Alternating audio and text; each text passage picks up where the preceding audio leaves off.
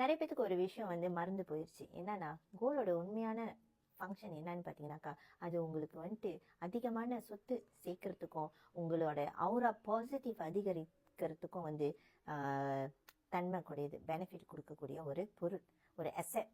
Okay. ஆனால் இப்போ வந்து அதை வந்து அந்த மாதிரி பார்க்கறது இல்லை. அது வெறும் ஒரு வியாபார பொருளாக வந்து போயிடுச்சு.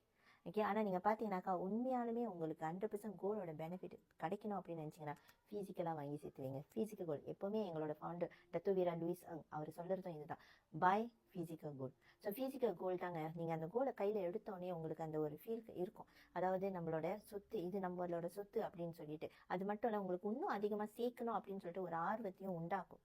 ஸோ இதனால தான் நம்ம வந்துட்டு ஃபிசிக்கலாக கோல்டு சேமிப்பு பண்ணது வந்து பெஸ்ட் ஆப்ஷன் அப்படின்னு நான் நம்புகிறேன்.